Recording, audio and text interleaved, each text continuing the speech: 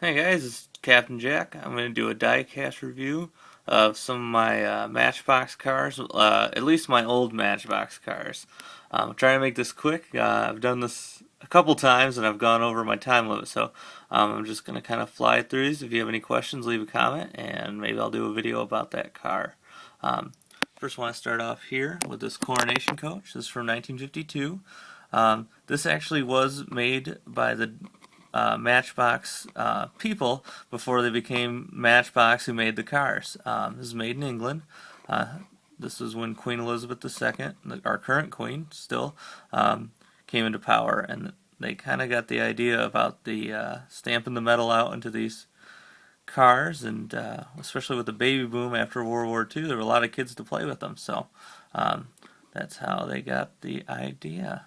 Moving on, there's a couple other ones here. This is a reproduction. This is a reproduction, just to throw that out there. But these kind of represent the early Matchbox cars. Even though these were trucks, they had to scale the things down to fit in the yellow Matchboxes they come in. This is an original as well. This is Portland cement. This is a tram, and it's like I said, it would have to be almost twice the size to be in scale with the cars, but this is what they did, and a bus. So it's Matchbox original, made in China.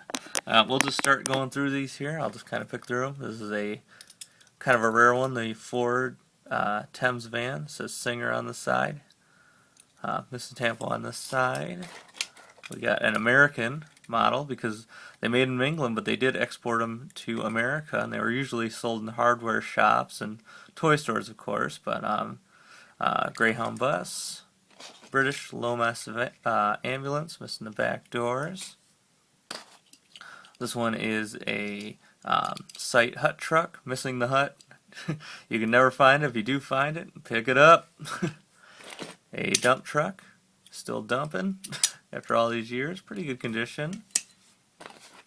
We got the girder truck, 6-axle, pretty nice. I have the girder somewhere, but I think I have them set aside. Similar truck, but it's got 4 axles, and this is the pipe truck. Again, I have the pipes set aside somewhere. Really nice. Not just the Mr. Goodbar Hot Wheels made it, but this is the Matchbox ice cream truck. Really nice. Has the guy in it. One of my favorites. Got a sunroof on top. This is an older one. This is a Ford. This is a state car. I don't know if the base is different or what, but someone painted this after the fact, but they did an okay job on it. I like it. If you had a Matchbox car growing up, you probably had one of these. These were real popular. This is the Cadillac ambulance. Kind of beat up, but I wanted one for my collection. Again, another American.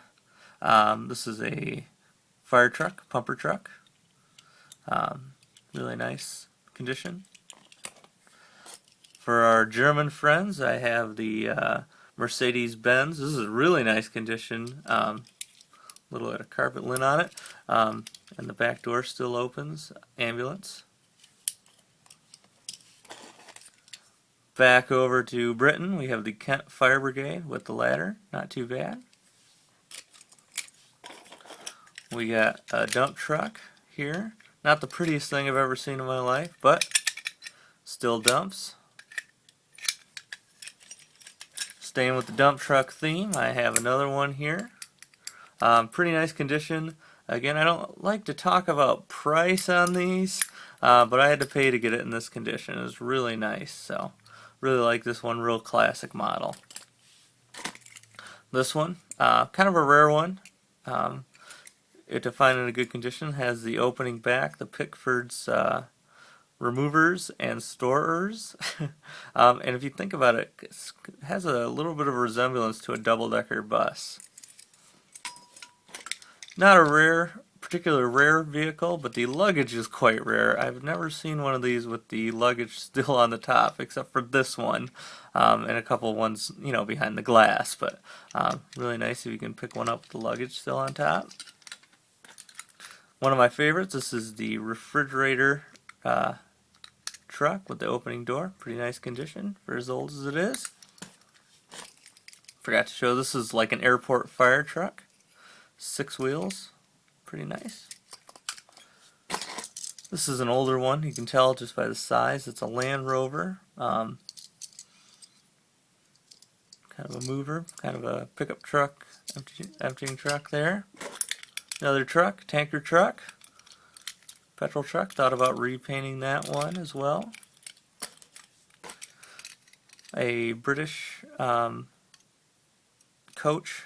You can tell by those fins it's either 50s or late 50s, early 60s. It's called a Tiger coach. So, really like that, but you can tell it's definitely scaled down to fit in the Matchbox. Moving on here, we have an MG 1100. Excuse me. Yep, a 1100. Really nice model, kind of on the big side compared to the other ones, but it's got a driver and it's got his little dog in the back and a trailer hitch. Vauxhall Victor State Wagon with the trunk open. Really nice. Another yellow Vauxhall. Vauxhall Victor, very popular in England and Australia. For my friend down in Costa Rica, Dave, and his channel is Dave and Rebecca, also does diecast, really great guy. My Brooks Bond T wagon. I actually got that for about 50 cents. I bought it at a train show. The guy didn't really know what he had. Another Vauxhall. This one's kind of funny. It's got USAC on the side. Definitely made for the American market.